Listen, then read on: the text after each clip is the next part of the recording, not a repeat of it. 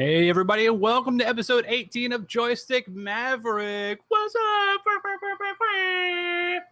Oh man, what a weird week. Our topics are definitely from the left side to the right side to the top to the bottom. Now we hear none of these are the same. But that's okay because it's been, it's 2021. Cats and dogs living together, mass hysteria, and that's what we're all about. You know what, Dom? I've made a decision, man. I'm going to stop introing me and you. Me and you, we're here every week. If you watch the show, you know the show. There's a little name tag. If I use my hands right, it's inverse. They're right below our names. And then, if we have a special guest like we do today, I'll intro them. Our special guest this week is a returning guest, four-timer now. We might have to start getting like a gold jacket if you hit two handfuls. Friend of the program, spooky correspondent, and co-host of Terra Impodino that is set to return in September of this year. Welcome back, Sam Burson. Yo! yo. Where's the fanfare? Yeah. Fireworks. Awesome. Well, how's everybody doing? Everybody feeling good this week? Coming back from a nice, weekend. I think it was pretty hot here and where we're at, Sam and I. Dom, how is it up there in Maryland? Yeah, Massachusetts. 4 times. How is it? Massachusetts. I'm in Nova Scotia, so it was actually nice and balmy. No, it was hot as shit in Maryland. It's fucking hot. Yeah, we're in DMV, man. It's hot everywhere now. It's like 90. Yeah. This is hell. Everybody's global warming is not a thing. And then I walk outside and I'm drowning and it's 97 degrees with a heat index of 112. So nice. I'm a polar bear, dog. I'm ready for that winter. Bruh. You can't see it because of the purple glow in this room. But as a woolly mammoth myself, I need to be, like Seth Rogen, I run hot. I need to be cold at all times. Yeah. Everybody else just needs to dress warmer. I remember the AC kind of broke for like a day, and my mother-in-law showed up. What's up? Shut up, Mary. How you doing? She showed up, and she was like, "Man, this is nice. It's like the warmest your house has ever been." I'm like, "The AC's broke." Yeah, it sucks. My life. Yeah, this is the worst. This is the worst. I would go to a hotel. I think it's I think it's currently 64 degrees in the room I'm in. Yeah, like when I'm in my own home and I'm sitting down on the leather couch, and when I get up, I leave a print in my couch from the sweat. That's not good. That's the opposite of what you want. I think it was Mark Twain who said that talking about the weather is the worst form of conversation. So, hey, we started from the bottom. Now we're going up. This week, let's go ahead and jump right into it. Our sponsor, as always, is Tough Wraps. Look, if you're not sweating hard enough already, I got some extra options for you. Go to toughwraps.com and sign up for TDT. That's Tough Daily Training. For $7 a month, you get a brand new workout every single day, curated just for you. So if you're trying to go from fluff to tough, you're just trying to get a different workout because you're just tired of trying to make sure you're hitting all those different muscle groups, sign up. It's $7. It's less than a 6-pack of actually really trashy beer these days. I think a 6-pack of Mickey's might actually be more expensive than $7 now. Go ahead and sign up. Just show up to the gym, do what it says to do, feel better, live better. If you're going to go and get some apparel, get some gear, knee braces, back braces, whatever it is you're trying to buy, supplements. Tiger's Blood is my favorite flavor, by the way. Even though I'm not going to the gym at the moment, just because my knee's a little tweaked, doesn't mean I don't need a little pick-me-up. So get that pre-workout, put a little water in it, Tiger's Blood, right down the main pipe. Guess what? I'm jazzed for the rest of the day. I can see through walls. I can vibrate through them too. But you can use code Joystick at checkout to get 10% off your purchase, just like the rest of us. So use that code, get in there, and bye. All right, moving right along. Let's go to the big topics of the day. State of Gaming. State of Gaming is actually the beefiest segment this week, and I'm proud of it because the name of the show is Joystick Maverick. First thing Joystick, next thing anything else, okay? Not too often does it actually happen, but man, it's good. And once again, though, I'd like to call out the fortune-telling abilities of this team and this crew because Ubisoft, yeah, they're under investigation by TAFEP. TAFEP stands for the Tripartite Alliance for Fair and Progressive Employment Practices out of Singapore. That's right. Out of Singapore. That's in Asia. Yeah, that's Thanks, accurate.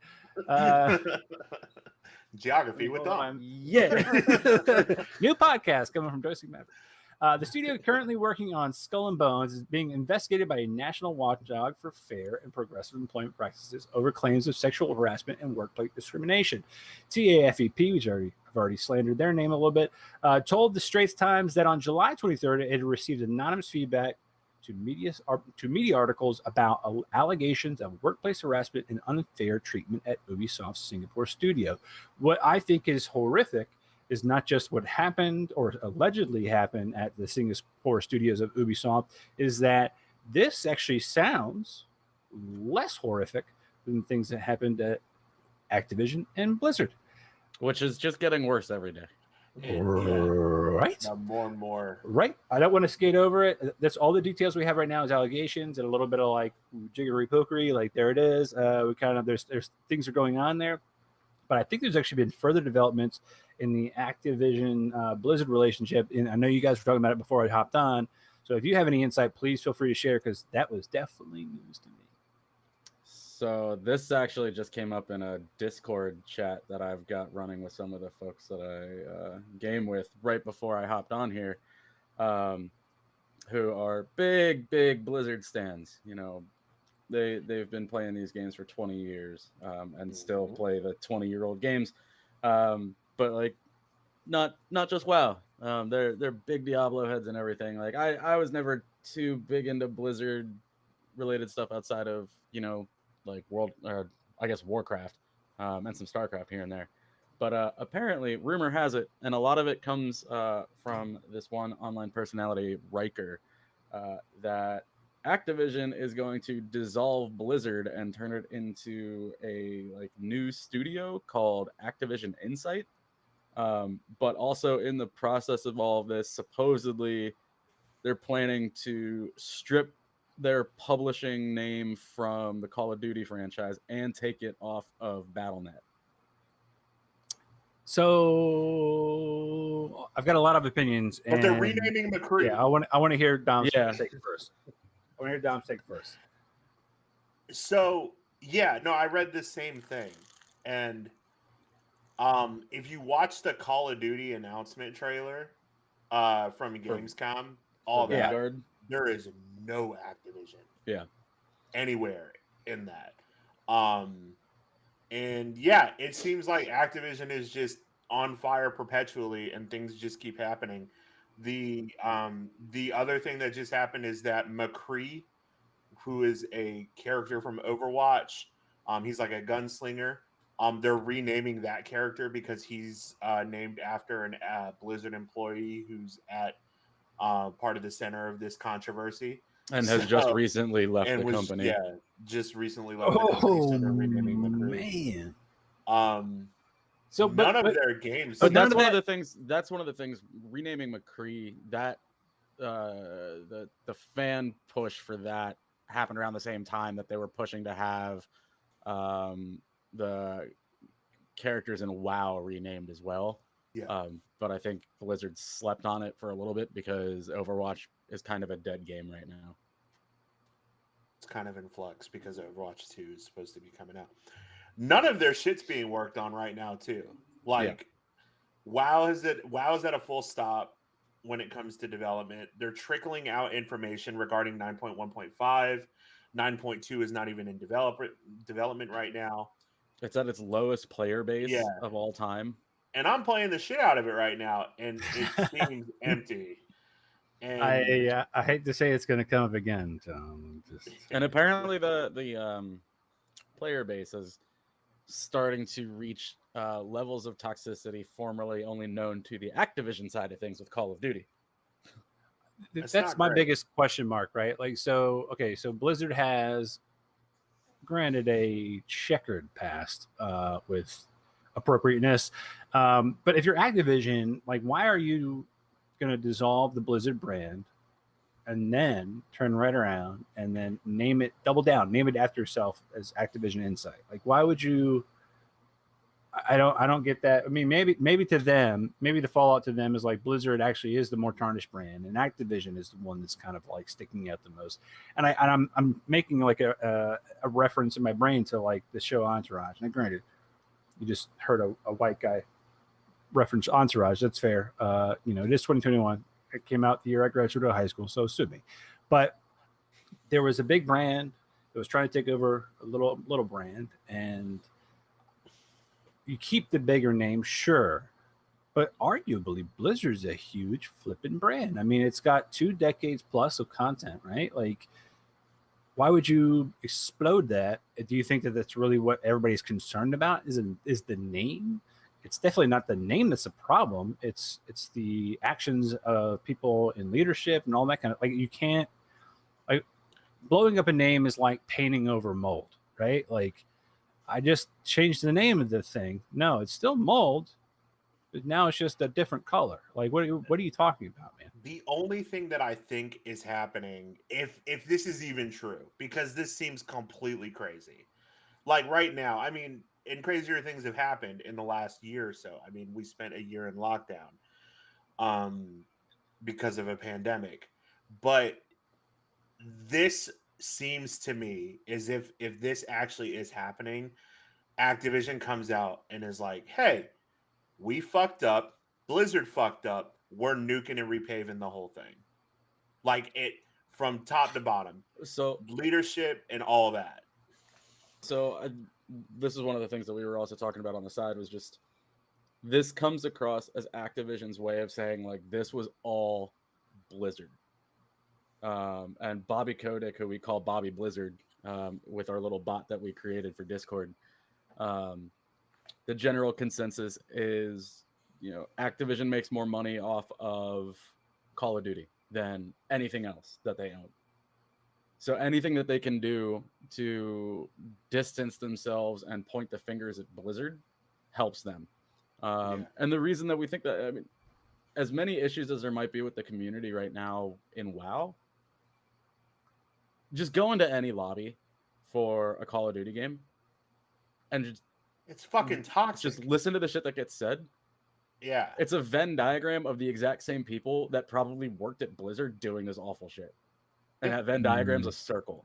Like, yeah, the people that are playing That's Call fair. of Duty don't care. That's about definitely any of fair. this. And if you took Activision's name off of Vanguard, the people that are going to buy the Call of Duty games don't even know or care that it's Activision in the first place. Yeah. Oh yeah, they're definitely not looking for brand there. It's the, and I mean brand as far as the development shop. Yeah. They're looking at brand as far as the game. So Activision can certainly save a lot of face by just, like Dom said, just nuking Blizzard to the ground, pointing the fingers all at them and saying, look, we took care of it. All they're really going to do is punt it. I mean, it's at the end of the day, truth will out. If it's still people just being just complete pieces of garbage, we're going to hear about it again, and we're going to, it'll be, instead of episode 18, it'll be episode 118, and we're like, and then we'll cut a clip now to when we all predicted this, and then we're like, man, remember how that show used to look? We got so much better looking. But anyway, hopefully Ubisoft Singapore, actually gets wrapped up. Fuck. The irony is, you say something happy, this is flipping terrifying. Destiny 2, The Witch Queen, big special event. This is a blurb from The Verge. Bungie has officially taken the wraps off of the next major expansion for Destiny 2, The Witch Queen, which will continue the story of sci-fi space series and see players finally face off against Savathun. Savathun, thank you, Matthew, the titular Witch Queen. Look. She's got ribs on her shoulders. HR Geiger, yeah. She's got ribs on her shoulders. This is dope, dude. She's spooky. This shit's super dope. I can't wait to see people cosplay as her. Yeah, like fucking 12 feet tall and shit. Right? Yeah, I can't wait to see Dwight Schrute just roll into Dunder Mifflin. Just with his shoulders flexed out high. It'd be great. So Dom, you did watch this event, correct? So if you want to give us a rundown, I know I've got some details on the expansion itself, but I want to kind of get first off your take on the event and how it was presented, because we're in that world of the pandemic, COVID, and yada yada. Yeah. So I want to see how something as big as the Destiny 2 event kind of played out. Most of the events that I'm used to, Fortnite, are cartoony and it's all like interactive. And yay, there's Superman, there's Batman, there's some plugs for advertising. How is this? Because it's obviously not the same by any means. So they've been building hype for this for over a month. They announced that there was a showcase around the time the E3 dropped. So over actually a couple months at this point, where they were like, hey, we're going to show Witch Queen in August 24th, and it's going to coincide with the new season. So this premiered on Tuesday, the 24th at noon. The new season of Destiny started at 1 that same day. So they came in and they're like, hey, we're going to show you all the new shit that's coming out, and we're going to talk about the future of the game. And Bungie is really good at doing that. Credit where credit is due. They really know how to tell the stories of their games all the way back in Marathon and Halo and all of that universe. So essentially, it was an hour-long presentation of the Witch Queen, the next expansion they talked a little bit about, which is called Lightfall after the Witch Queen. And then they announced the last expansion, which the name is completely escaping me right now. And that's supposed to end this story. Now, they did say that it's not going to end Destiny 2, but this saga is going to end after the Lightfall expansion, that final expansion. Highlights of this, Savathun has been a character that's been prevalent in the Destiny universe since Destiny 1. She is because she is the sister of Oryx, the main villain yep, in the original from Taken King. Taken King, yeah. Yeah, so she's been kind of like pulling the strings. She's had a lot of hands in the Last Wish raid. There's been a lot of lore about her, and it's really cool that it's all coming to head. And Bungie's been exceptional at storytelling here. And you know, the first mission of the new season, I played it, and it pushed the story forward even more. And I'm not going to get into it because I don't want to spoil it for anybody, but it's awesome. It's actually good. Before we get any further, this, by the way, here on Joystick Maverick, when the hand is up, those watching at home, when the hand is up means we're about to spoil something. So if you see the hand up, spoil the content. The hand goes down, spoiling content is over. We will stick to this. Thank you. For those that just kind of tune in, if you've got kids at home, you don't want them to hear what we're about to say, this is the mute, unmute, mute, unmute. All right. I won't say our names at the beginning of the show, but I'll keep bringing this up. Sorry. PJ, shout out PJ, who I play Destiny with, just posted in the chat that the next expansion is called The Final Shape, which is correct. So thanks, PJ. I appreciate that. Thank you, PJ. And okay, so a couple of big things from the reveal. They showed off Witch Queen. They're not doing another Darkness subclass, which everybody really thought they were going to do one that was kind of based on Thorn and Corruption. What they're doing is revamping the Void subclass, which is a light subclass, to kind of be in line with what they did with Stasis, with Fragments and everything, which is really awesome. So they're planning on doing that during year 5. They're bringing weapon crafting into the game, which is insane. As of right now, it's just you get a weapon and you farm for drops and you farm for the role that you want. Now you can actually craft weapons, and they're starting this with like javelin style weapon. I think they call it the glaive, which is like part, like a katana on a stick, like a naginata, which is really awesome. The next expansion takes place on the throne world of Savathun. It looks gorgeous. The new season started on Tuesday. It is a long season. It's actually running until February. So they're not, what everybody thought they were going to do was going to do another season in between this one and the expansion, because the expansion got pushed back from November to February. But they're just extending this from now until February 22nd when the expansion comes out. A raid is coming back from Destiny 1. They did not say which one was. My guess is it's either going to be the Dark Below, Crota's End, which is the second raid out of Destiny 1, or the Taken King one. And again, King's Fall, the raid there, which was a fan favorite of the Destiny series. And then the other thing that they talked about was Trials of Osiris, which is a really hot button issue. We talked a lot about Battle Eye last week, their anti-cheat, which is now live in the system. They are revamping the entire Trials of Osiris endgame PvP activity to where it's going to be a lot more accessible to casuals. And people have you noticed any difference since the installation of that technology, or is it just kind of because you're such a purist and you don't hack? You're not a hacker. It's like, actually, I'm not getting shit done. We're probably not going to see a difference in the cheating side of Destiny until Trials of Osiris comes back in September 10th, because that's where it was rampant on PC. You're not in normal Crucible going to see many cheaters. It was few and far between them, and it's non-existent on console because you can't. There's no modding on console. You can't, mess with the system files really, unless at least not for Destiny, but there sure shit is for anything made by Activision. Yeah. That's if you try hard enough. Apparently, that's getting fixed too with Vanguard's release. Mm-hmm. They're bringing some new stuff to that as well.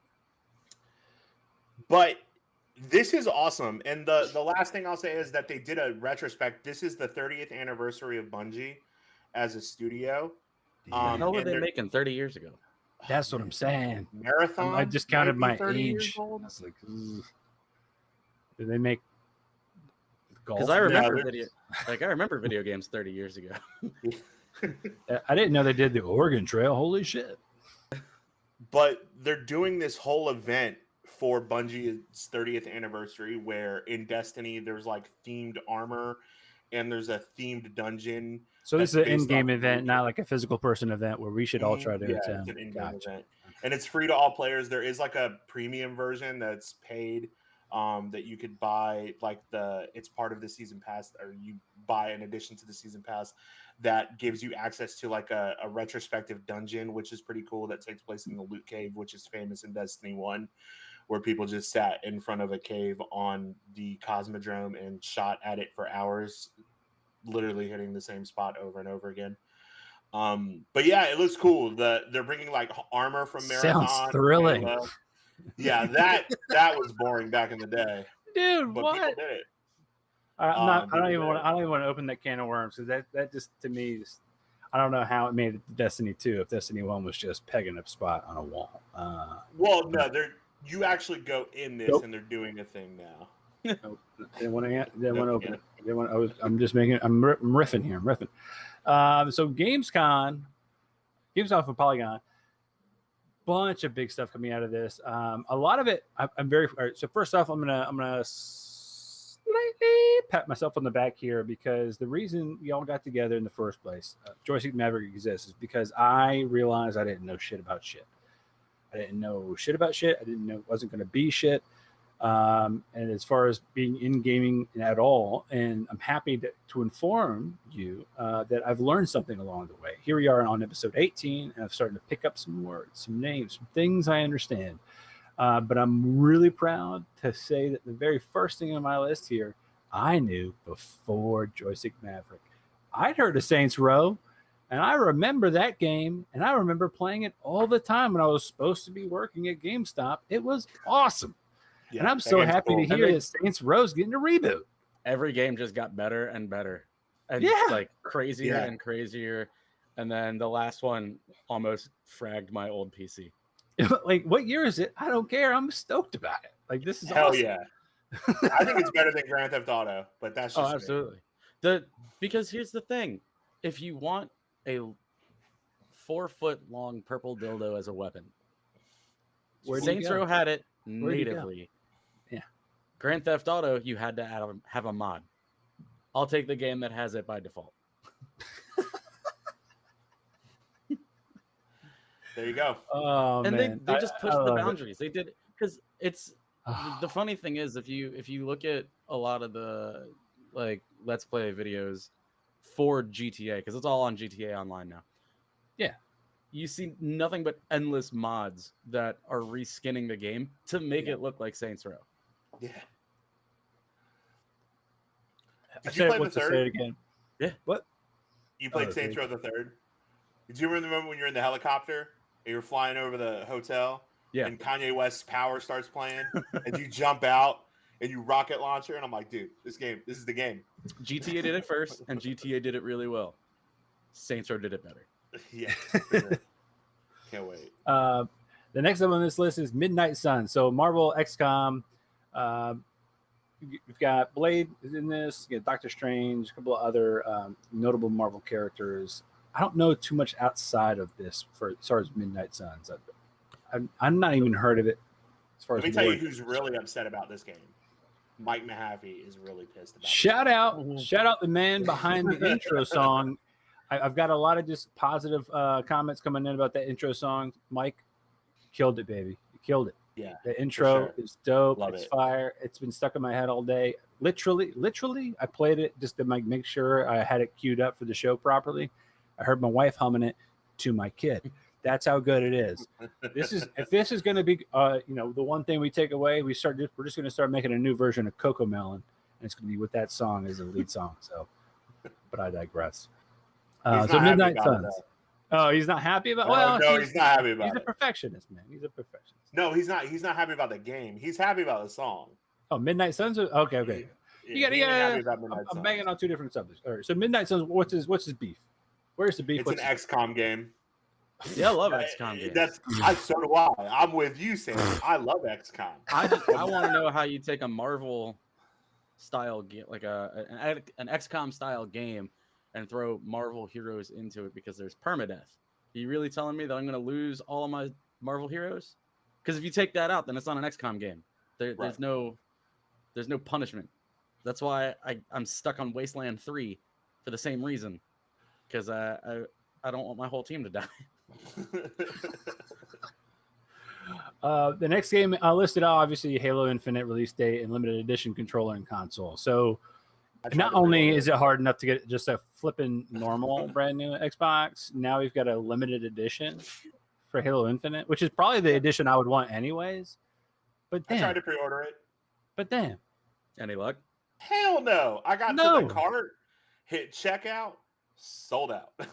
Damn. Yeah. I think you breathed wrong and you didn't get this freaking console and controller. So how much more expensive were they selling it for? $50. It's $5.49. Okay. So I was reading. Imagine the uptick on eBay. Oh, so I was reading earlier today that this might actually be kind of in tandem as an attempt to get to normalize that price point because semiconductors are getting so much more expensive. Oh, they're gonna raise the Xbox Series X, huh? That the Xbox Series X and the PlayStation 5 are both probably gonna face price hikes. So $550 might become the new standard after this. I mean, I would pay $600. I just can't fucking get one. Yeah, I'm telling you, how is it not already like $1,600? Yeah, exactly. Like it's. If you think about it, the amount of technology that goes into it. Granted, it's a limited system. Obviously, the software on it is going to be prohibitive, but you've already got the technology in there that you compare it to like a $1,600 PC with a 3060 chip or something in there, or like a 3060 video card. That's a pretty flipping great price point. $550, $600. That's a steal. I know. I want one. So You're like, I'm aware. I'm trying to get the deal. I really want one, and I can't fucking get one. I got a PlayStation 5 that I haven't turned on in 2 weeks. Like, where do you live again? Dude, just trade. just go online and trade. Just post out a bunch of stuff. I'm real close to doing that. Just meet somebody in like a Kroger parking lot. I'm sure they'll take it off your hands. For a Xbox Series X. Because Game Pass, man, fucking Game Pass is incredible. Yeah, that's the thing. It's coming to Game Pass day one. Forza Horizon 5's coming to Game Pass day one. It looks so good. That's the thing. Like, if you have a PC though, if you've already got a gaming PC, what's the point in getting an Xbox? Because I got a 2080 Ti and I can't 4K 120 hertz to my LG C10 because it doesn't have a DisplayPort cable on it. Why don't you just give out your telephone number and email address at the same time, Dom? Jesus. What's your social, baby? Come on. Speaking of Horizon Forbidden West, not that you flipping did, Horizon Forbidden West has been delayed until 2022, February of 2022 to be exact. Horizon Zero Dawn updated to 60 FPS on PlayStation 5. There you go, Dom. There's a reason to turn it on. You want to see this a little bit crisper. Because that game's been out for a while, but I know that's been a big issue for a lot of people, is like the frame rate locks on some of these games. Is that what they have? Everybody wants it for People Bloodborne. just aren't finishing it. They're like, I can't beat the game. It's just the frames per second just aren't fast enough. That was because my old computer, my old graphics card couldn't run it. That was actually the first game that I played and finished on my new tower. Nice. It was a lot of fun. It's a great game. I love that game. So I'm definitely looking forward to Forbidden West when that hits next year. The other one, I'm loving that it's this tripod group together. This trifecta, Death Stranding's director's cut. We've talked about it before. Once again, same game, more money. Why? So who the fuck cares about Death Stranding, man? Yeah, next. I You know who cares? Yeah, you know who cares? The Norman cast of Reedus. Walking Dead. Yeah, exactly. Jesus. I I want to watched watch. this. This was the game that they ended opening night live with. They were like, Jeff Keighley's like, hey guys, we got a great thing for you. It's Death Stranding PS5 version, and I'm still in the game because Kojima and I are best friends. And now you can ride a motorcycle and you can race cars. Oh, cool! So you can do something other than walk Yeah. with a refrigerator strapped to your chest. The only game that gets more special editions and re-releases than this is Skyrim, Yeah. and nobody cares God, because that game Oblivion sucks. was a better game. Yeah. Also, obviously, we've already mentioned a little bit Call of Duty Vanguard. I definitely enjoyed the little clips I see of Call of Duty Vanguard. Obviously, the controversy, you could care less. So I get really difficult getting into World War II era shooter games. So controversy aside, I've been a big Call of Duty fan ever since like the original Call of Duty games that were World War II and whatnot. This isn't the first time they tried to do it. I don't remember which one it was, but I don't think it was Infinity Ward. I think Treyarch was the one that did it. Was like when they went back to World War One. World at War. Yeah. Yeah. So Treyarch did that, but now all the studios are working together because everything runs through the Warzone engine. Mm-hmm. But the problem that I like, as good as the trailer for this looks, I think they're still going to run into the same problem that Treyarch did with World at War, which was now that the franchise has not only moved into like modern, but also like future war with like between, you know, Modern Warfare, Black Ops, and everything they've done with that, it's really hard to ask people to go back and use 100-year-old weapons. Yeah. Like World at War really is. I'm with like, you. World at War really upped the brutality to kind of like account for that, because I remember that was the first Call of Duty game where you could actually see like limbs getting blown off of people. But that's not enough, and I don't really give a shit about going back to World War II. yeah, I'll watch Band of Brothers again. Yeah. Oh man, Damian Lewis is so good in that. Like it's always a fun time to kill Nazis. I cry every time. I'm with Sam. And absolutely. When is it not It a is fun time to kill Nazis? Always. And then we're going to end it on a high note here. Well, hopefully, Amazon's MMO New World open beta begins in September. So New World, it looks kind of fun. I mean, it's definitely a little bit more brighter than I would probably anticipated as far as like the color palette and things like that, which is what, for me, the things that draw me to games is gameplay, the physicality of it, and then a little bit of the actual color palette of the game. If my TV can't push it, or my darkest monitor with the darkest blacks can't really let me see what's going on, and I'm constantly like in a haze of darkness, I hate that game. And it's not because it's my fault. I understand that I have the physical technology and the software is doing something different, but I'm glad it looks a little bit more bright. But so I'm a little worried about New World because it does look good, and I want to get. Is that why you're worried about it? No, it's because how do they make money on this game that's free? And there's no the same way everybody else does. Here's the thing when it comes to MMOs, and we've seen this in the past with Ion, WildStar, all of these games that looked great, but everything fell off after a year. All those games came out because there's no subscription model, so they weren't making the money that they thought they were going to make.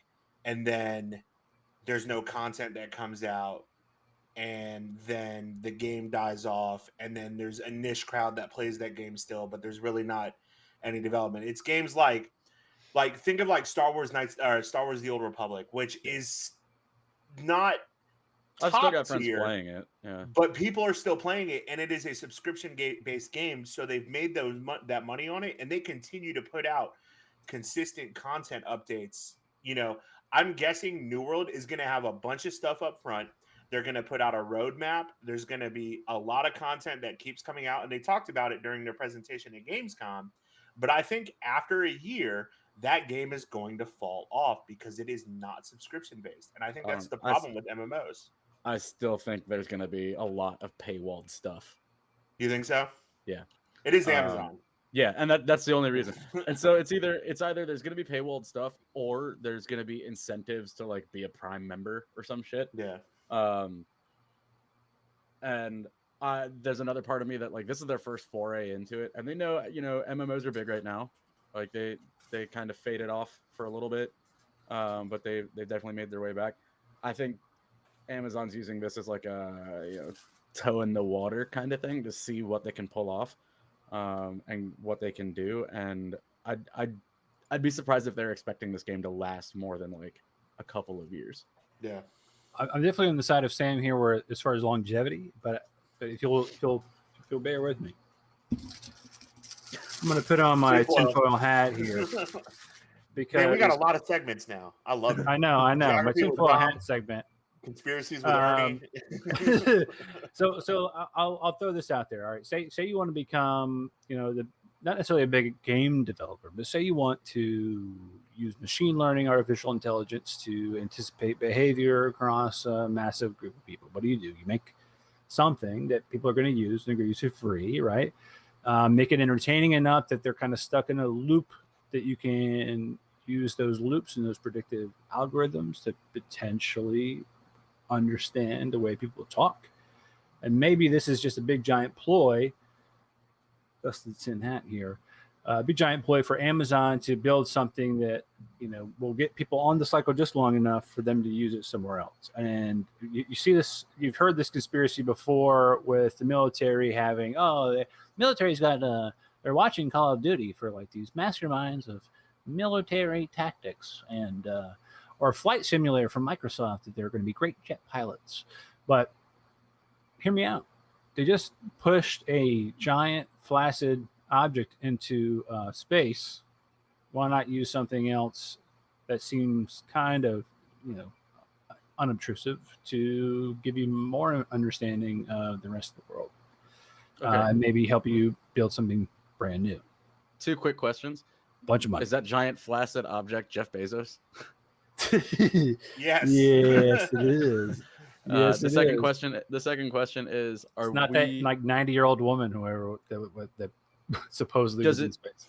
Does it really count as a conspiracy to suggest that Amazon's going to be doing like serious data mining and using AWS AI on all of its that's my point, base? man. It's like we're sitting here going like, I don't know if the game's going to be good enough or not. But you know what? There's going to be a bunch of like 15-year-olds that they're all, or 12-year-olds, all they're allowed to play. And suddenly we start getting that. You know? I think the only company worse known for data mining is Facebook. At least they got caught. And they at least had a Senate hearing about it. But I digress. There you go. That's this week's tinfoil hat. So what do they get out of it though? What's the long game? Your conspiracy has to have an endpoint. Okay, sure. So here's my long game. Say you want to create from the movie, I don't know, Interstellar. You want to build Mr. Robot that walks around and has a 70% joke rating that Matthew McConaughey finds a little endearing but not necessarily annoying. You would want to farm a bunch of dialogue, a bunch of different type of people, and then you can basically just use that to build out a synthetic brain of sorts. The game itself is just a facility, right? There you go, tin hat. It's just a conduit to getting that information.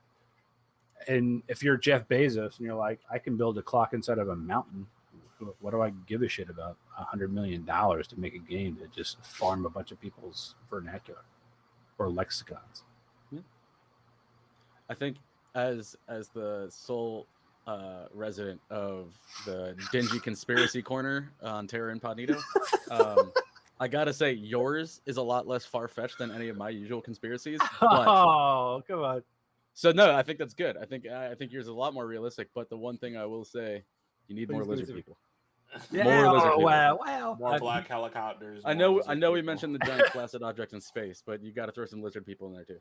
Well, Bezos is definitely a lizard person. It's, I mean, what He's about does definitely kinda look like one. Skinwalker. He has been replaced. He's been replaced. He's no longer the original Jeff Bezos. He went full Lex Luthor. That's now a lizard person. They can't grow hair. That's why he had to go to space. So they got to swap off. He's like, I've reached the end of life. And then Just drop off a new big Bezos. swap out. Yeah, he's like, I'm so viral now. Oh, or viral, not viral. Sounds gross. Moving right along. Now that the cat's out of the bag, that I've definitely been watching way too many conspiracy theory videos online. Hey, Dom, how did you manage this? How did you and Jedith manage to be on the same flipping video? He's got what, like 11K followers on YouTube. Yeah. Pretty big name. So this is awesome. Yeah, he's a World of Warcraft streamer, and now doing Final Fantasy. He's great, and is a demon hunter. I play demon hunter main in World of Warcraft, and he's have a demon hunter as well. And I've been lurking in his Discord and watching his Twitch streams for a couple of weeks now. And he's very engaging. Always, I mean, he's giving me some tips on playing the game, as well as kind of my streaming setup and everything, as well as I'm getting into that. And on Saturday night, I was up late. He was streaming from like 9 to midnight, and he was doing like a raffle where you could win like a mythic plus dungeon carry with him. And I was like, all right, yeah, I'll enter that and I'll see if I won. And I won. And I was like, oh shit. Okay, cool. So now I got to put on my, my A game. I don't want to look like a scrub. Died right in the beginning of it and was like, fuck. All right. All right. We screwed up once. Let's keep Shake it moving. up. Nobody was Shake looking. Shake it up. Shake it up. Nobody was looking. You're good. Held my own for the rest of it. But yeah, that first time I was like, God damn it, I can't believe I did that. But he's been great. He was awesome. And then he put out a video about Essence Break Demon Hunter, and the video that he used was from the Mythic Dungeon that I did. And I was like, oh shit, I'm in this video. So he's great. If you are into World of Warcraft at all, he's super engaging, very knowledgeable of the game. He's also streaming Final Fantasy now, which is really cool. And he's playing Paladin in Final Fantasy, and it's twitch.tv/Jedith, Jedith. He's doing like Jedi plus Sith Jedith. Yeah, he's doing a big subathon tomorrow, starting at 7 p.m. Eastern, that I'm probably going to hop in and hang out in for a little bit. So you should definitely stream that on our channel. Just saying. Yeah. Jedith, if you ever want to be on the show, let us know. Obviously got a spot right next to Sam, but Sam comes first. That's right. Awesome. All right, so that kind of wraps up the state of gaming. Like I said, it was definitely beefy. We've got a bunch of good stuff in there, a little bit of negative up front, a bunch of new stuff coming out, a little bit of Dom Shine, which I'm always a fan of. That's a great picture of me too. Yeah, bro, you look happy. You look happy. Yeah, I was really inebriated. They don't know. They don't know that. You just whip it all the time. The next segment is called Coming Soon, because we talk about what's coming soon. And quite frankly, I love it when fiction meets the real world, and we actually that looks so actors look just like so the fucking characters. good. That right? casting's perfect, and the looks costume design is perfect. I For can't those- wait for this. For those that are listening and not viewing, it is the Oh my Cowboy God. Bebop coming from Netflix, out on November 19th, starring John Cho as Spike, Alex Hassel as Vicious, Daniela Pineda as Faye Valentine, Elena Satine as Julia, and Mustafa Shakir as Jet Black.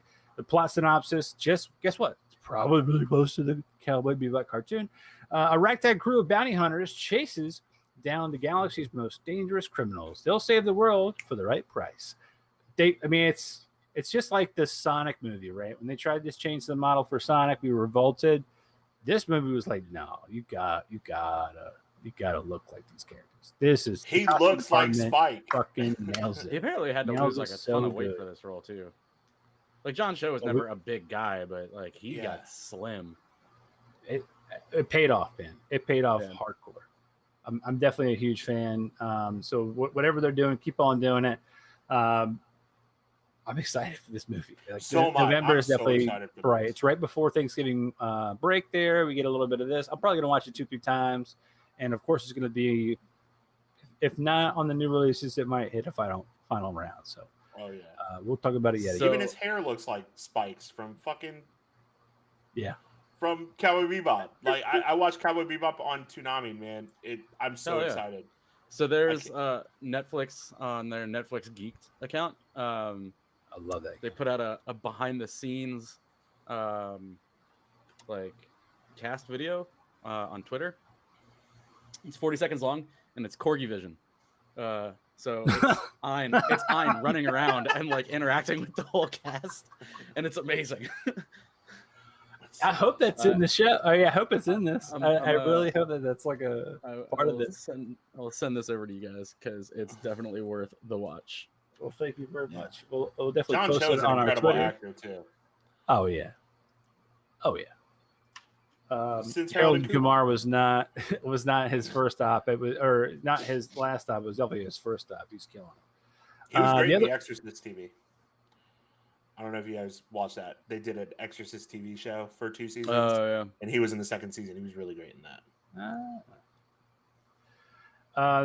The next and final piece of coming soon is Dominique Thorne, no relation to Dominic Irvin, aka Ironheart, will be introduced in Black Panther: Wakanda Forever. This is actually pretty big news ahead of her Ironheart series on Disney Plus.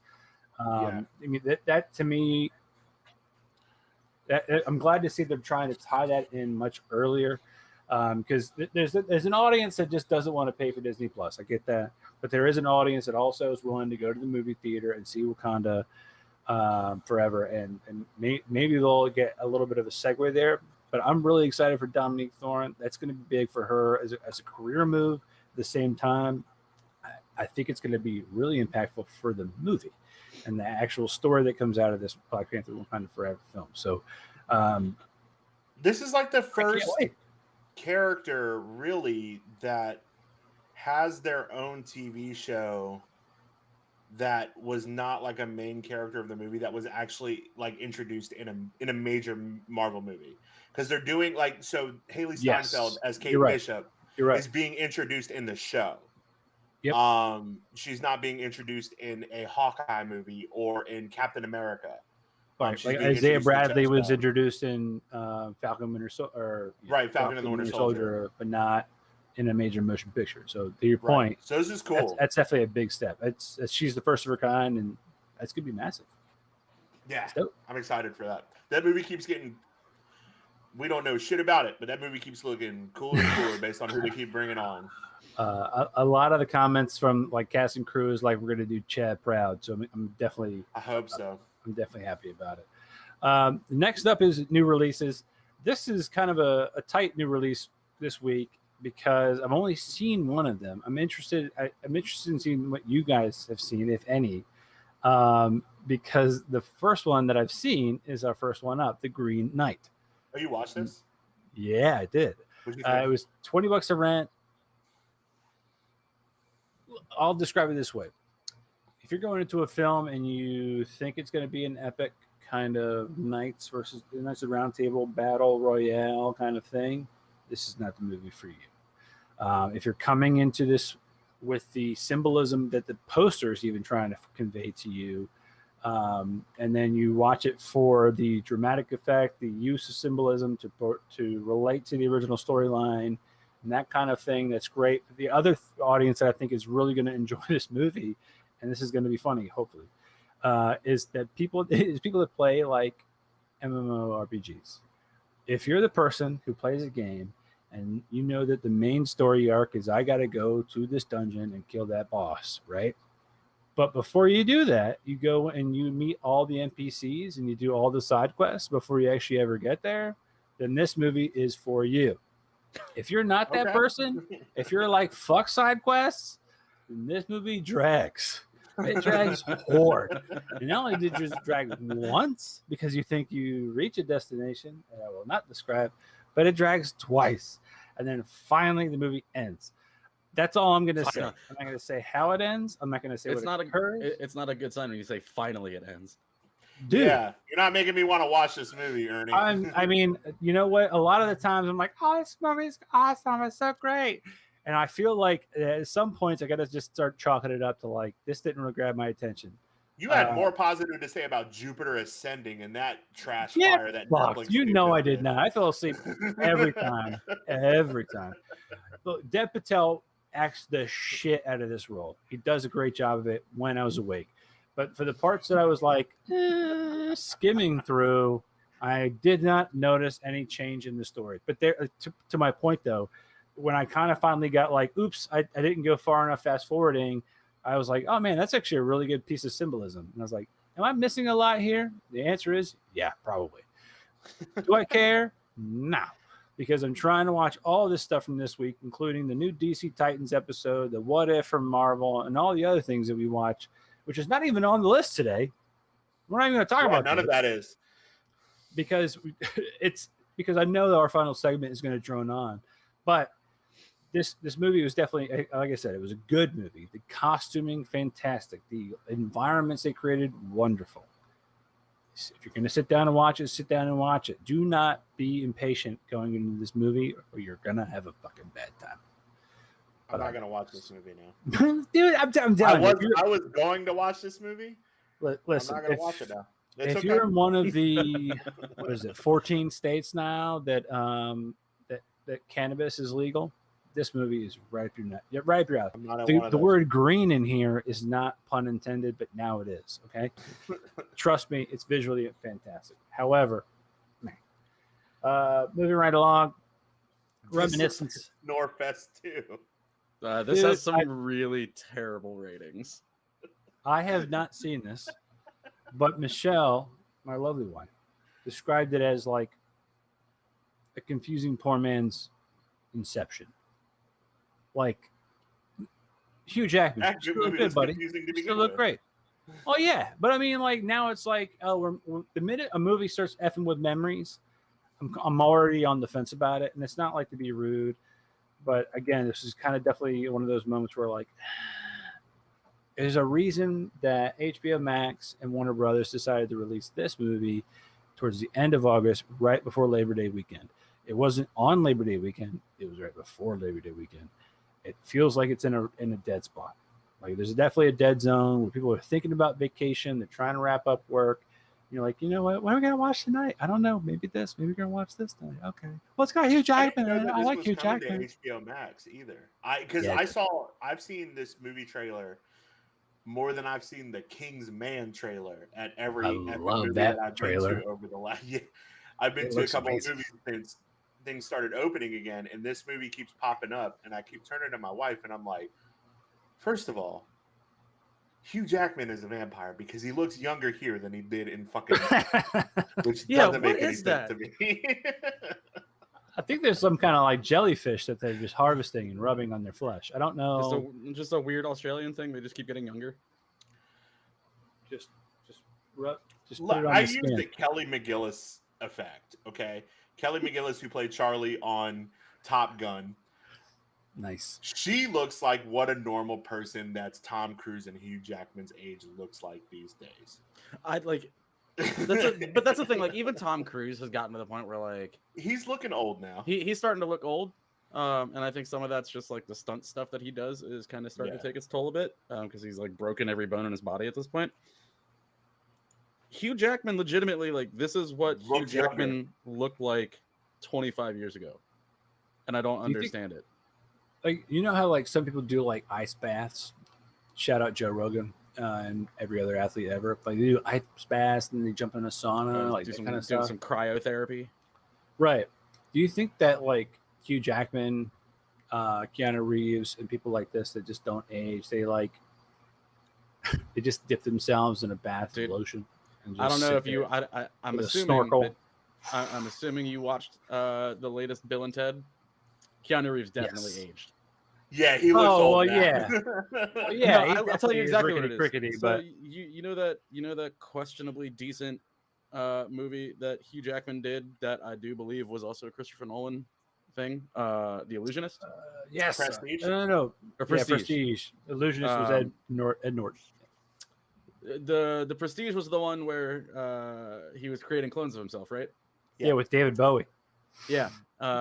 You think they just created clones of him? I think Yeah. so. I think that. I don't think what we David watched Bowie was ever actually- died either. You know, I think what we watched in that movie was actually a documentary. This is how Sam said your conspiracy theories make a little more sense Yeah. than the fact that Sam's saying that we. There you go, Sam. I got the tinfoil here for you right there. Yeah. I think. See, this is what my conspiracy corner usually ends up with. I'm glad I'm not alone. This feels nice. Awesome. Well, you know what? I hope that I've been wrong, and hope Michelle was just sleeping that night. But yeah, sorry. For those who actually care, that would probably make it better. I mean, to be Sandy honest, Newton from Mission Impossible 2 fame. I didn't Rebecca realize how Ferguson, strangely her obviously, name was spelled. Yeah. Sandy. Or Tandy Newton. I've from always Mission known it as Impossible Tandy, 2. but I didn't know there was like a W somewhere in there. I'm definitely the guy who pronounces every letter when I see it, so don't ask me. But the next movie/size show is actually The Witcher: Nightmare of the Wolf. So this one I'm actually excited for. I haven't seen it yet. Just again, hours in the day. Looks good. I like the animation style. It's definitely to the vibe of Castlevania a little bit. I haven't seen obviously any action sequences or anything like that. But the plot says, escaping from poverty to become a witcher, Vesemir slays monsters for the coin and glory. But when a new menace arises, he must face the demons of his past. You know what? That's awesome. Because I'm pretty sure, and correct me if I'm wrong, if you guys know otherwise, I'm pretty sure Vesemir is actually going to be appearing as a character in season 2 of Witcher. I think you're right, yeah. And played, but I don't think he looks, I think it's a ginger, unless they dye his hair for the filming, but I'm pretty sure he's a ginger. He has a very modern haircut in this picture too. Yeah, I didn't know Peaky Blinders was doing shape ups right. in The Witcher, you know. So, but at the same time, any more Witcher lore? Michelle, she admittedly is not a cartoon person.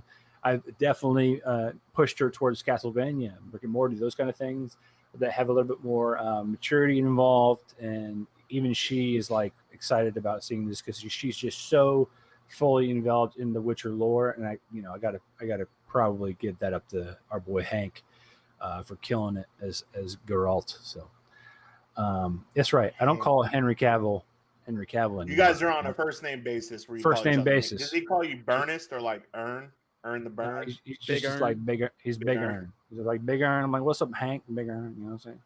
That's how it is. That's how it goes. How weird would that be?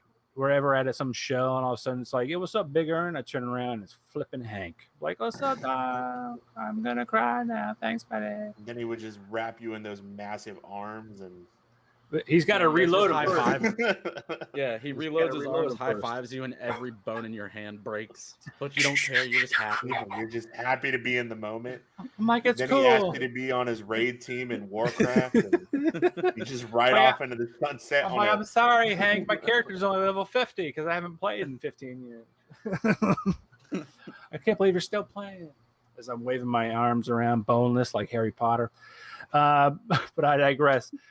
Once again, our lead sponsor. I'm so happy that we've progressed. And sponsor with a big old red X is sponsored by Tough Wraps and toughwraps.com.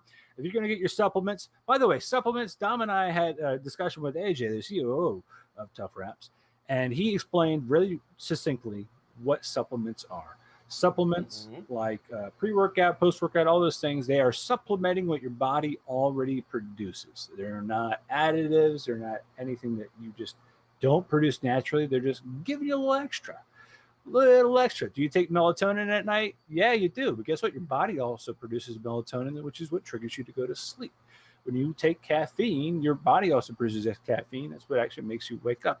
So pre-workout is a supplement to help boost all those crazy things. Now, granted, this is not just a little baby amount. This is definitely a supplement. So if you want to get those nice little supplements in, not using your Monster Energy drinks 5 hours, whatever. Big bang for your buck. Go out to toughraps.com, use code joystick at checkout, and get 10% off your purchase. Final round this week. We're going to talk about the Prestige. Yeah, we're going to circle back. We're going to go back to 2003 or whatever. 800 clones just storming around New York. Yeah, they're just drowning in a pretty vat much exactly what this movie's going to be every week. So this week, I mean, let's be honest here, fellas. There's nothing else to talk about with Spider-Man No Way Home. If we don't talk about it, we're assholes, which we've been talking about it like assholes. I love it. Shout out Mike Mahaffey, who's constantly wrong about when trailers are supposed to drop. And said, this movie's been pushed back. It's not going to get a trailer. And then 3 days later, a trailer drops. So I'm pretty sure everybody is disagreeing with you. Dude, this looks awesome. I'm glad I didn't watch this and it's potato quality online just to get a glimpse of it. I'm glad I waited to have my brain blown off. I was wearing protection, but I'm glad I was waiting for it to get blown off and to see just the transition between, oh, everything's fine. Hey, here's MJ and Spidey sitting on a roof to, oh shit, the world goes to nuts. This is awesome. Yeah, it looks good. Shout out Peter Parker Chew Game. Yeah. Shadow Jordan 1. Nice. Shout out. Yeah, nice. Shout out Shadow Jordan 1. I'm a big fan of that. You think that he got a bonus for killing Beckett? What do you think? Mysterio's dead. Cha-ching. But no, I mean, to be honest, let's definitely break this down. All right, so first things first, obviously the end of Spider-Man Far From Home. Mysterio reveals Peter Parker is Spider-Man. And then there was a big gap as far as time between we heard anything until this trailer, right? So we're all going, hopefully Charlie Cox, aka Daredevil, shows up excuse me, my client, Peter Parker, is no way, it's how he sounds. But there's no way Spider-Man. What if it's Ben Affleck? Would you just lose your? Would you just melt if it was Ben Affleck as Daredevil, not Charlie Cox? No, I want to see them both. I want to see them both. Yeah, they're variants. Everything now is just a variance. That's why I'm saying it's going to be 800 clones storming around New York City. Which is a great time to call out the number one joke that I've heard, and Sam, you posted to us was, is there anybody that's not appearing in Spider-Man No Way Home? And somebody commented, Uncle Ben. Deep. That's brutal. And Peter's parents, they're also dead. But that's fucked up. Anyway, so again, it kind of kicks things off. Everything's going fine for Peter, and then he starts to realize the ramifications that the world knows he's Spider-Man. He's public enemy number one. Our guy J.K. Simmons, aka Jack Santa Claus, Jonah Jameson, is Jonah Jameson at the Daily Bugle. It's just ripping him a new one. That's a public menace, and there's no getting away from it. The FBI or whoever department is like, oh, you killed, Mysterio. What's his flipping character's name? Jake Gyllenhaal. Thanks for nothing. Thank you for nothing. Come on. I don't remember Mysterio's actual name. We're just gonna flip and call him Mysterio, unless somebody in chat knows his name. Yeah, Mike, come on. You were wrong about the trailer. Why don't you be useful? We got a whole bunch of people. Shout out to Mike. Shout out to Sean. Shout out to Joe. Shout out While to they're JP. all potentially looking this up, I just want to point out again, because I feel like I talked about it the last time I was on here. No, Ben. Oh, please, you gonna shit on Marvel movies now? No, because like I told you guys, I got super hyped when I saw this trailer. And outside of X-Men, Quentin Beck, Spider-Man's my boy. That I've watched all the movies, I played all the games. Spider-Man's my jam. Yeah, but J.K. Simmons is. And I don't care how old your grandpa is. J.K. Simmons is older than your grandpa. That dude could beat up The Rock. I've only met. You heard it here first. J.K. Simmons could beat up The Rock. I've only met J.K. Simmons once, and it was for 20 seconds. Apple Store, Los Angeles, Sherman Oaks Mall. He walked up, put his laptop down. His wife was next to him, and he said, "I don't know what I did, but I broke it," and walked away. Yeah, and it was in That's two it. pieces. Yeah, Yeah. no, I just picked it up. it was definitely I don't know what it did, but I broke it and just left. I Jack was like, Santa Claus grandpa picked "That's it up so and the thing great." just broke. He just gave up. Like, no, I can't compete. greatest 3 weeks of my life, J.K. Simmons. But I digress. Anyway, so obviously the antics are ensuing, and Peter he's trying to figure out how he's going to get out of this mess. And there's a little bit of a cut scene where we see some twinkly Halloween lights. Little twinkly lights. And what are those twinkly lights? Are they jalapenos, a little bit of chilies? No, they're flipping witches. So what does he think? Oh, let me go hit up the only wizard I know in this universe, Doctor Strange. Knock, knock. Shows up at Doctor Strange's place over at 122A Bleecker Street. Hey, And the Benedict, entire your bitch is here. yeah, that's Wong. It's a great Wong accent you did there. He strolls in. The whole place is covered in ice and snow, which is insane. So we don't even. Nobody online has addressed that, by the way. We're just like, that's what happens. Right. That's what it's happens. the Sanctum Sanctorum. There's ice in there. Got it. Yeah, the sorcerer was like, it's too hot. It's too cold. Fuck it. He's like, Ernie's coming over. I got to make this place chilly because he runs hot, and he just blew it out. Was wall to wall snow. Exactly it. So rolls up, says, "Hey, can you help me make everybody forget that I'm Peter Parker, or the world forget that I'm Peter Parker?" And Wong says, "Do not cast that spell." And of course, Doctor Strange gives him a little wavy wave, and he's like, "Yeah, sure, bud." And Wong goes on his sabbatical Fingers vacation, crossed. right? And then we get a little winky wink, which is fun from Doctor Strange, and spell starts to happen, and suddenly Peter Parker starts to realize, dude, actually, like, this is a shit ton of people. I want them to remember. Wait a minute, that the I'm Peter 17-year-old Parker. didn't think about everything ahead of time? Oh, weird. My girlfriend, my best friend, my only like adult figure, Happy Hogan. Man, John Favreau doesn't know you're freaking Spider-Man. I put this on Stephen Strange. The whole thing is on Doctor Strange. So that's where hang on. That is where Peter Parker's a goddamn theories start to come in, my man. That's where the tin hat comes back out again. So we start getting into fan theories, because everybody believes that Stephen Strange, while crass and egotistical and narcissistic and a sociopath, he believes he's always right and he knows everything, and that's great. I don't think he is definitely the person to not sit there and go, "Hey, remember that movie? It was a Christmas movie. It had that guy in it. Nah, every time a bell rings, the angel gets their wings. You remember that movie where like the guy disappears and the universe is no longer okay? Yeah, let's do that spell." You know what I mean? Like, I don't think he, as a person who recalls the name and artist and year, Doctor Strange, he's strange, I get it, does not recall those type of things and doesn't put them in his lexicon, right? Like, Peter Parker is definitely one of the kids that call out like Aliens is an old film, but Doctor Strange, he would remember that. So when Peter calls him Steven, Doctor Strange corrects every single person ever, Doctor. He doesn't go first name basis with anybody. Why would he allow Peter Parker to call him Steven? Suddenly you start to think maybe it's not Doctor Strange. Maybe it's somebody else. And obviously we've heard this already with WandaVision and Loki, and Mephisto comes to mind. He's basically the devil of the universe who grants wishes. And would he give a shit if he knows the ramifications of what's going to happen?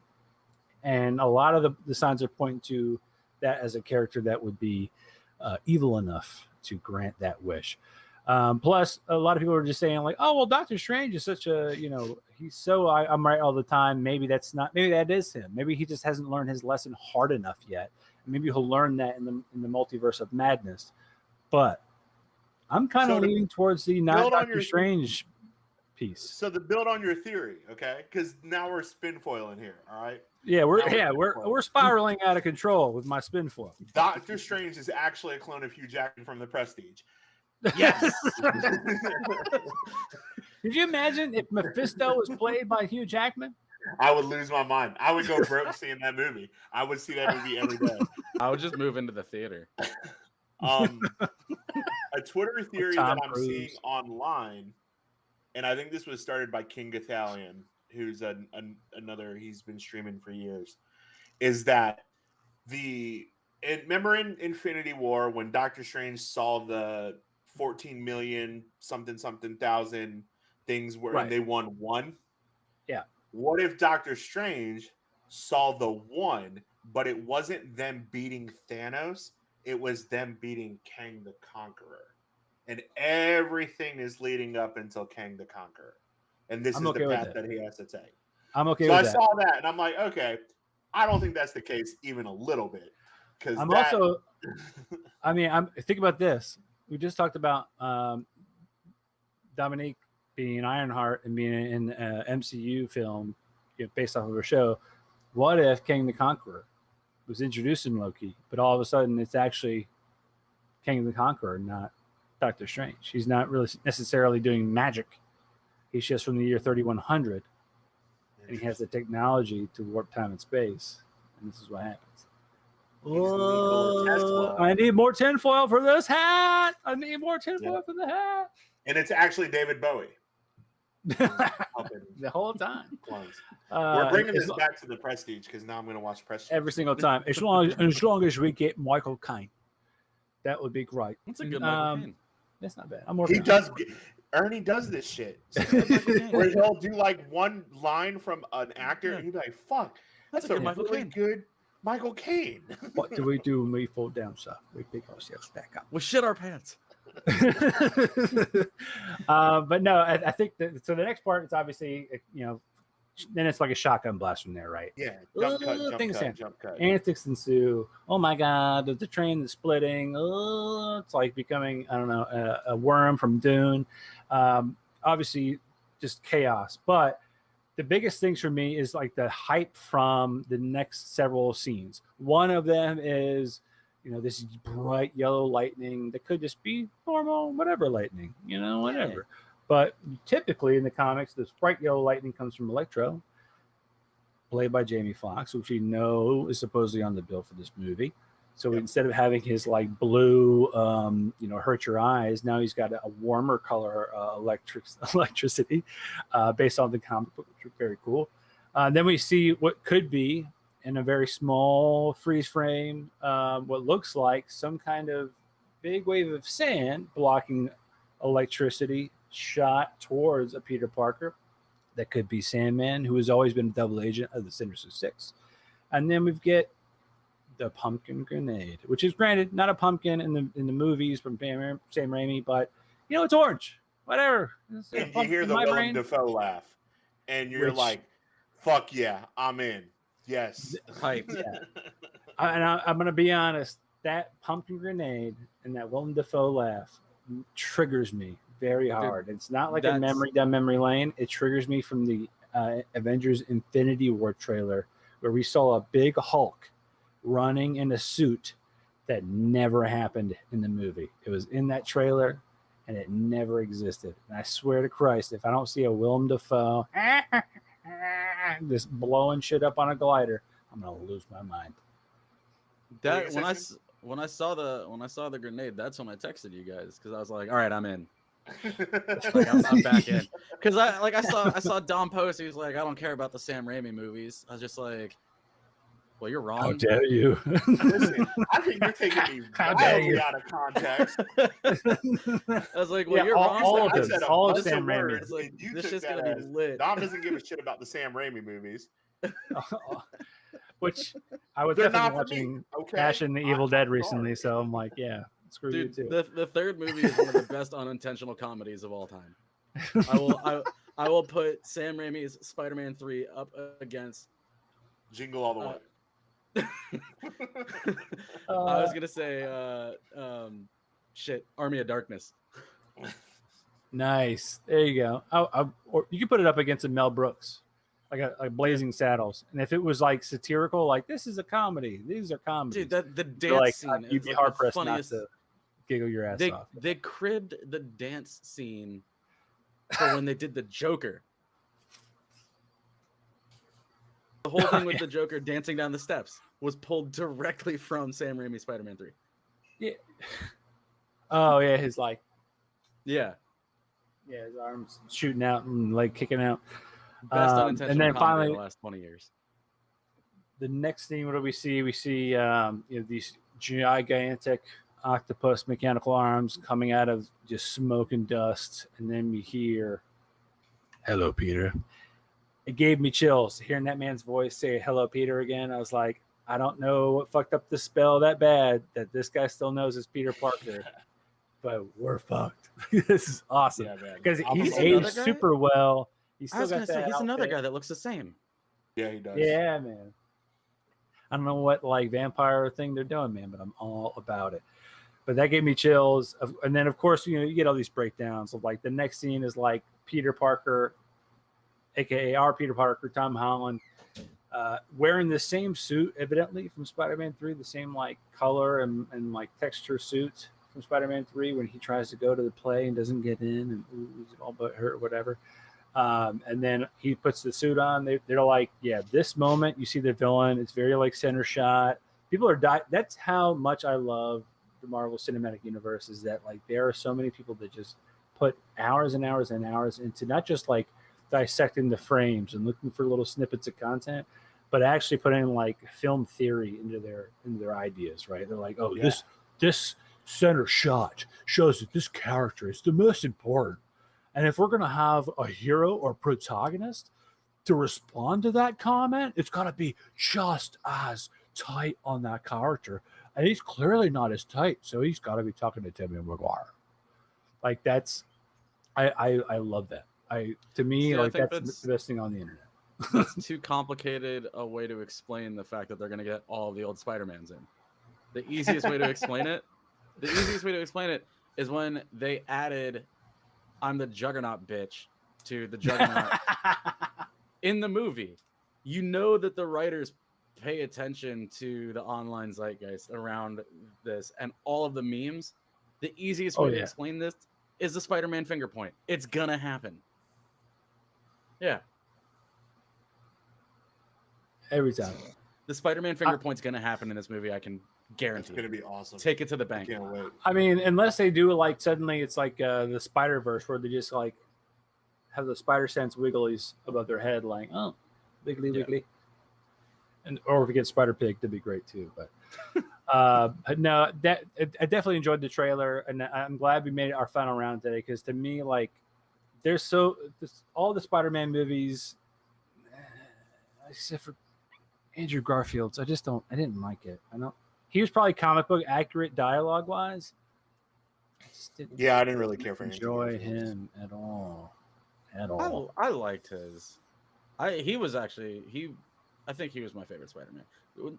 Maybe not him as the actor, but what they did, like the treatment of that Spider-Man. That's what I'm saying. Like Spider-Man is constantly flipping around and having the best one-liners in the game. Like he's almost bored doing backflips and landing on a wall and then spinning a web out somewhere else. Like that, he's like, I'm gonna say this and it's gonna hit hard. Like he's definitely like any girlfriend you were ever afraid of. Spider-Man is definitely 10 times more fierce with his words. That's what I want in that character, and that's definitely what Andrew Garfield delivered. But I don't know. But they also, I think, just the treatment of that Spider-Man, they also like really focus on like the science aspect of like Peter Parker's a nerd. Yes, that's fair.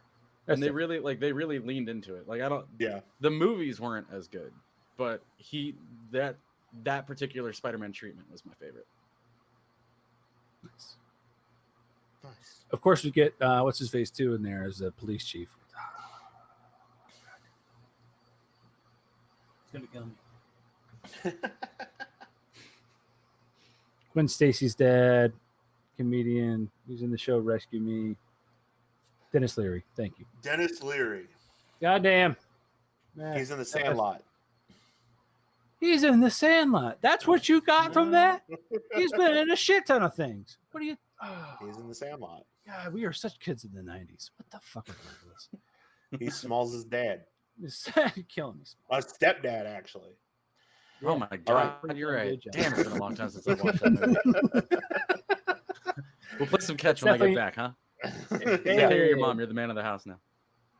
It's usually my July 4th go-to, but it's been a while since then. I'm gonna wait for Margo to catch up to appreciate killing me, Smalls, and Great Bambino. And I thought you said the Great Bambi. You mean that freaking deer? I did actually reference, I don't even remember who I was talking to, but I did reference that my neighbor's dog reminded me strangely of Hercules. Because I finally saw the dog in person, like up close, and that dog is enormous. Just a huge jowl. Yeah. Awesome. Well, sweet. Well, you know what, guys? That kind of wraps episode 18. Sam, I appreciate you joining us as always. It was really nice to have you on here for not a spooky content. You know, you can get shivers from all these things if you really try hard enough. But you know what? It's just nice having you around, buddy. Appreciate it. I had to show up to talk about this Spider-Man trailer because I am pumped. Yeah. Hell yeah. Yes. Could you imagine if Sam Raimi makes like a guest appearance like Stan Lee used to? How dope. Dude, even more hyped.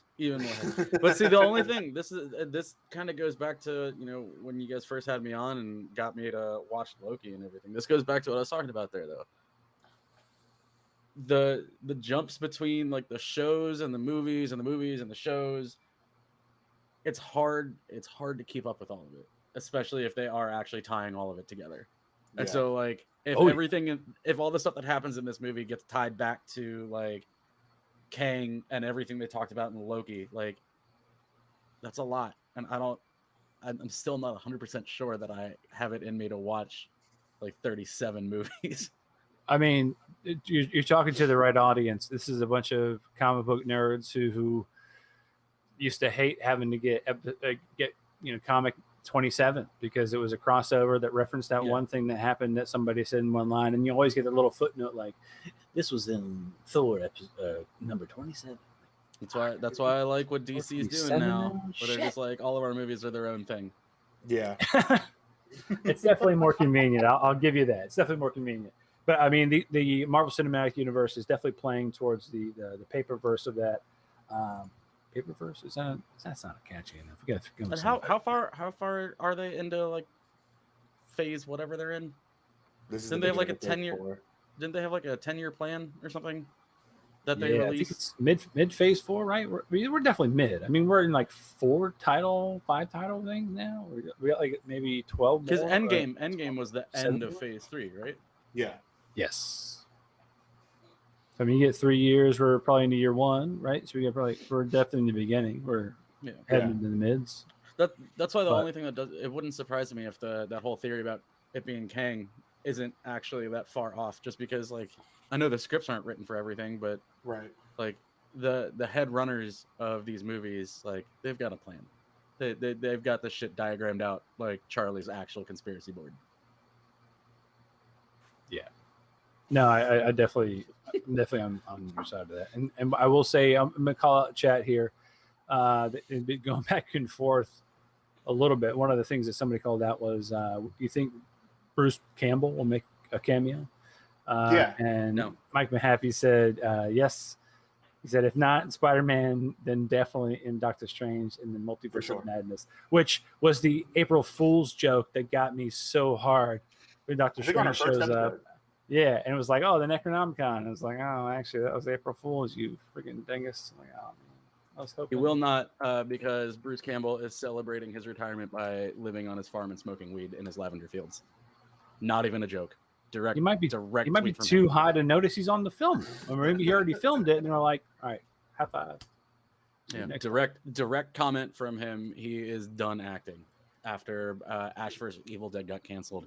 He said, I'm going to go live on my farm and grow my lavender and smoke weed in the fields. Hell yeah. One day that'll be our everyday, folks. Well, that wraps it. It's all one day to hope we reach that sense of nirvana, go smoke weed in our lavender fields together. Episode 18 in the bag. Thank you very much, fellas. I'm Ernie Hawkins. I'm going to announce at the end of the show. I'm Ernie Hawkins. I'm joined, as always, by Dominic Irvin. Our special guest today was Sam Burson. Thank you again, Sam, for joining us. You can find us always at Joystick Maverick, Joystick Mav on Twitter because they have restrictions on names for some reason. Official Joystick Maverick on Twitch. Just look Joystick Maverick up. Guess what? I've cornered the market on that name. If anybody else says they're Joystick Maverick, they better have good lawyers.